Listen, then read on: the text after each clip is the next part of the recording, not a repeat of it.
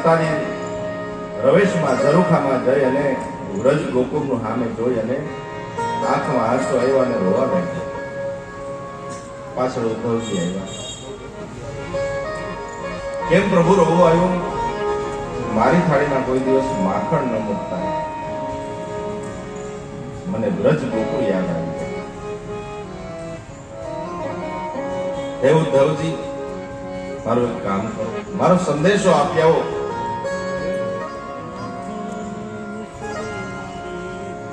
પોતાનો રથ આપ્યો. ઉદ્ધવ લાગે છે પણ કૃષ્ણ જેવા છે. અને ઉદ્ધવજી રથ લઈ અને સંદેશો આપવા માટે જાય છે. આવ્યા છે ગોકુળમાં. યમુનાના કાંઠે ભાંડીરક વડ પાસે બધા ગોપ બાળકો રમતા હતા. જ્યાં રથ આવ્યો અને દૂરથી ઉદ્ધવ કૃષ્ણ જેવા લાગ્યા ને ત્યાં તો બધા નાચવા કૂદવા લાગ્યા. અરે આપણો કનૈયો, આપણો કૃષ્ણ આવ્યો. રથ બાજુમાં આવ્યો. ગોવાળિયાઓની સામે જોયું પણ નહીં. રથ એમને નીકળી ગયો. ગોવાળિયાઓ નિરાશ થઈને બેસી ગયા. નંદના ઘરે આવ્યા. યથા યોગ્ય સ્વાગત કર્યું છે નંદ બાબાએ.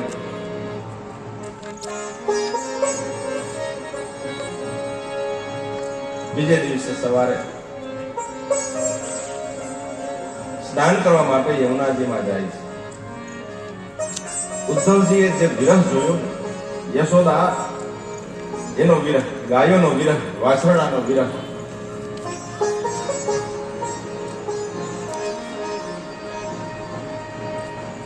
સવારે જ્યારે યમુનામાં સ્નાન કરવા ગયા ને ત્યારે ગોપીઓ બધી રાધાજી સહિત ત્યાં પાણી ભરવા જાય. ફરતી ગોપીઓ બેસે, વચ્ચે રાધાજી બેસે અને ભગવાન કૃષ્ણને યાદ કરી એનું કીર્તન કરે છે.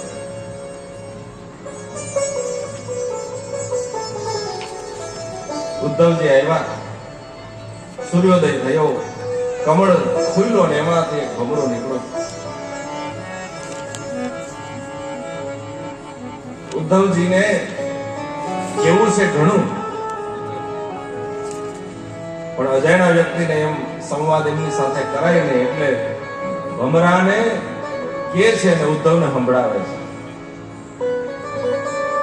એક ગીત ગાયું છે, ભ્રમર ગીત.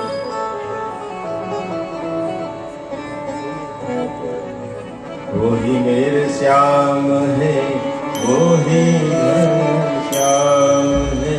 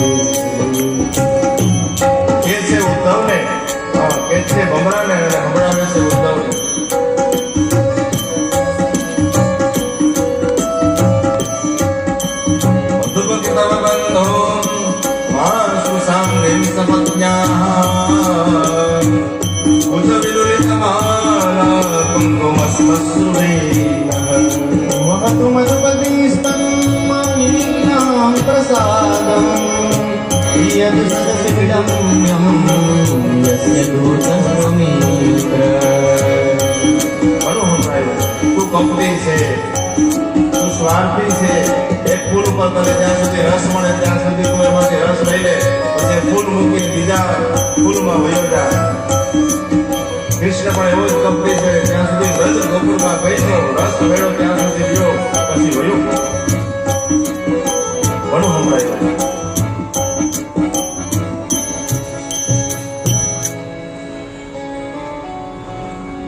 છેલ્લે તો સંવાદ થાય છે ગોપીઓનો અને ઉદ્ધવનો. હું સંદેશો આપવા આવ્યો છું કૃષ્ણનો. ગોપીઓ કે સંદેશા તો એના હોય ને જે આપણાથી દૂર હોય એને.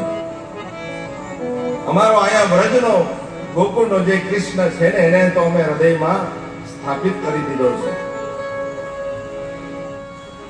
એક જ ઓસરીએ બે ભાઈઓ રહેતા હોય, એકબીજાને સંદેશો આપવો હોય તો ટપાલ લખવાની ન હોય. એ જ રીતે અમારો કૃષ્ણ તો અમારી અંદર છે. તમારી પાસે જે છે એને તમે રાખજો. અમારા કૃષ્ણને અમે અમારી પાસે રાખ્યો. દિવ્ય જ્ઞાનની વાતો કરીશું. ઉદ્ધવનું જ્ઞાન ઓગળવા લાગ્યું. ગોપીઓએ કહ્યું કે અમે જેમ કહીએ ને એમ આપજો.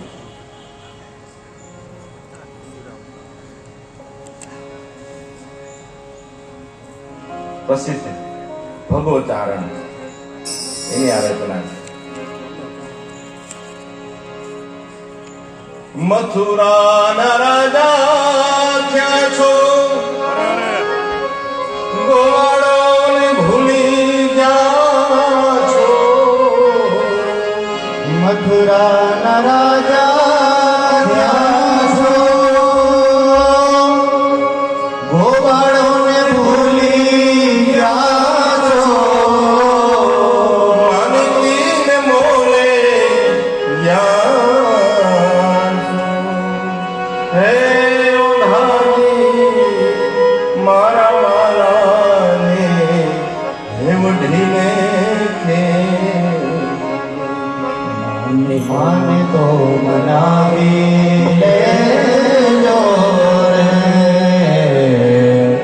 હે ઓઘાજી રે મારા વાલાને વઢીને કહેજો રે. એક વાર ગોકુળ આવો, માતાજીને મોઢે થાવો.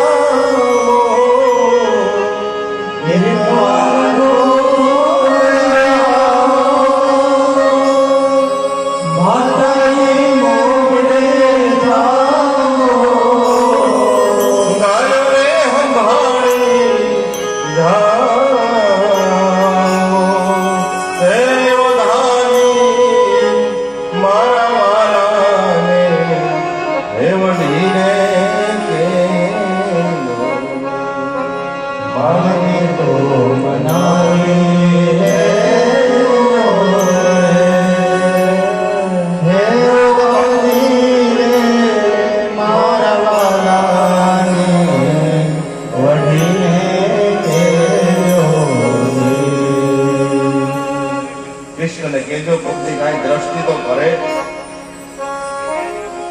કૃષ્ણ ગયા ને પછી અમુક ગાયો એવી છે કે એને મોઢામાં તણખલું નાખ્યું નથી. અમુક વાસરડા એવા છે કે એને ગાયનું દૂધ પીધું નથી.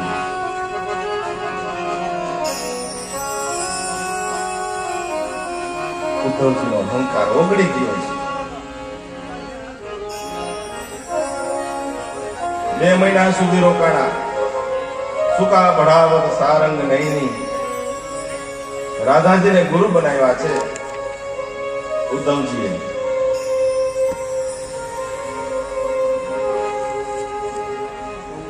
સંદેશો લઈને પાછા આવ્યા. ભગવાન કુબ્જા અને અક્રૂરને ત્યાં ગયા છે. અક્રૂરજીને કહ્યું કે જાઓ તમે હસ્તિનાપુર, ધૃતરાષ્ટ્રને સમજાવો અને પાંડવોને રાજ્ય આપી દે. અક્રૂરજીએ સમાચાર કાઢવા મોકલ્યા છે. દસમ સ્કંદના 2 વિભાગ, પૂર્વાર્ધ અને ઉત્તરાર્ધ 90 અધ્યાયનો આ સ્કંદ છે. 1 થી 49 અધ્યાય એ પૂર્વાર્ધ છે અને 50 થી 90 એ ઉત્તરાર્ધ છે. આવો પૂર્વાર્ધ ભગવાનના ચરણમાં અર્પણ કરીએ. શ્રી દ્વારિકાધીશ કી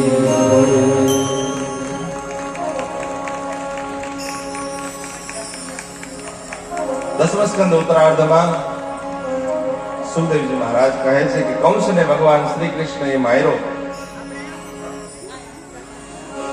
કંસની પત્ની છે અસ્તિ અને પ્રાપ્તિ. એ બે ગઈ છે પોતાના પિતા પાસે, જરાસંધ પાસે. જરાસંધ પાસે જઈ અને વાત કરી. જરાસંધે કહ્યું કે અયાદવી બહિમ કરતુમ, યાદવ વિનાની આ ભૂમિને કરી નાખી. જરાસંધે હવે ચડાઈ કરવાનો. આકાશ માર્ગમાંથી ભગવાને 2 રથ ઉતાર્યા. એક રથમાં યુદ્ધની સામગ્રીઓ છે અને એક યુદ્ધમાં અસ્ત્ર શસ્ત્ર છે. બલભદ્રજીએ હળમૃષળ ઉતાર્યા છે. હવે ભગવાનનો બીજો વિભાગ શરૂ થયો છે, યુદ્ધ કરવાનો. વિનાશાય દુષ્કૃતામ.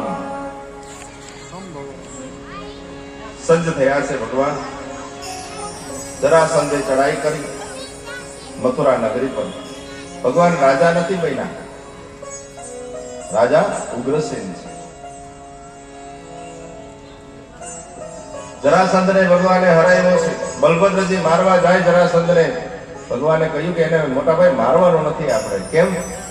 તો કે એ એક વખતે હારીને જશે ને એટલે બીજા વળી પાછા અસુરોને એના જેવાને લઈ આવશે એટલે વળી પાછા એને મારશું. એમ એને જીવતો જવા દેવાનો, એટલે એના જેવા જે હશે ને પાપીઓ દર વખતે આવતા જશે ને આપણે અહીં બેઠા બેઠા ભૂમિનો ભાર ઉતારશું. ભલે કૃષ્ણ. આ રીતે 17 વખત એને હરાવ્યો છે. 18મી વખત બે આપત્તિ ભેગી આવી. જરાસંધ આવ્યો અને નારદજીના કહેવાથી કાલ્યવન આવ્યો 3 કરોડનું મ્લેચ્છનું સૈન્ય લઈને.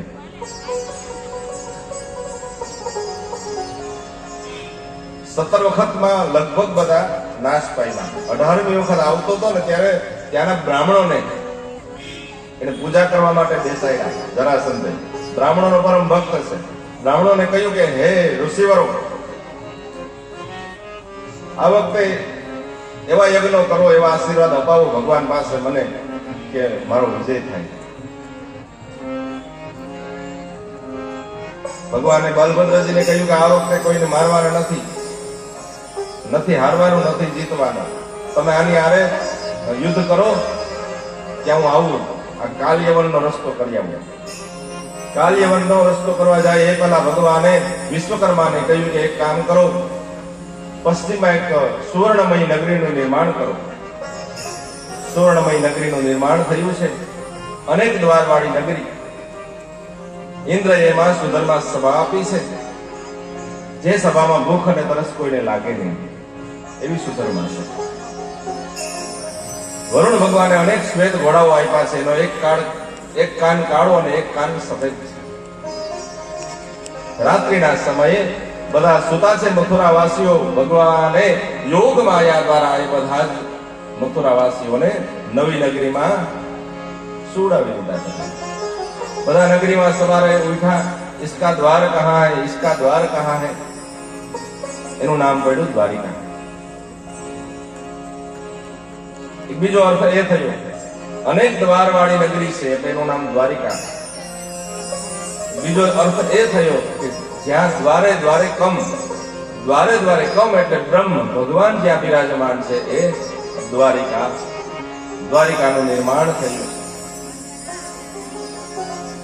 ધરિયન કાજામાં મોતિયન કી માલ, ગૌ બ્રાહ્મણ બધી માલ રાજા વિરાજ. દ્વારકા નાથને ઘણી હમ્મા, ઘણી હમ્મા.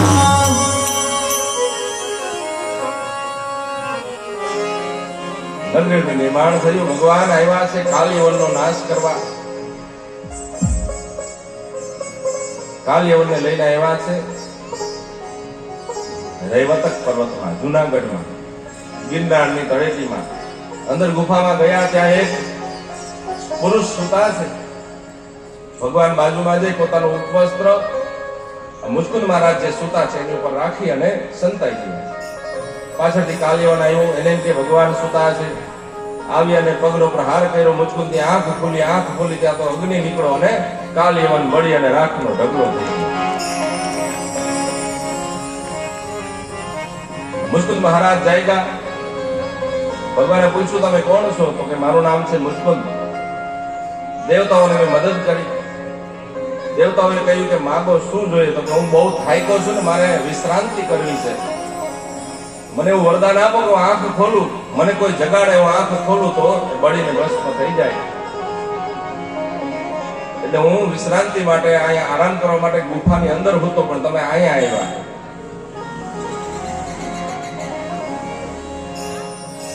મુચકુંદ મહારાજ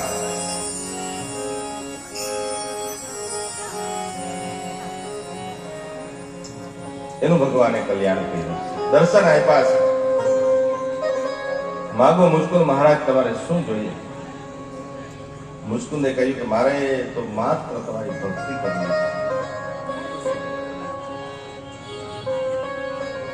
હે પ્રભુ, એવી કૃપા કરો કે મને તમારી અનન્ય ભક્તિની પ્રાપ્તિ થાય.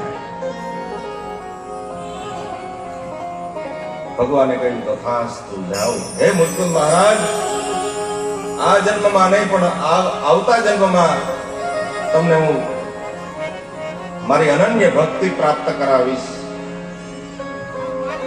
અને એ મુસ્કુંદ મહારાજ, એમનો બીજો જન્મ જુનાગઢમાં નરસિંહ મહેતા નાગરને ત્યાં થયો અને એના 52 કામ કરવા માટે ભગવાન દોડીને આવ્યા. દામોદર લાલજી પ્રગટ થાય. આપણી કથામાં શ્રી બાબુભાઈ મોખીરિયા પધાર્યા છે. કડિયાપ્લોટ મિત્ર મંડળ વતી એમનું હાર્દિક સ્વાગત છે, હૃદયપૂર્વકનું.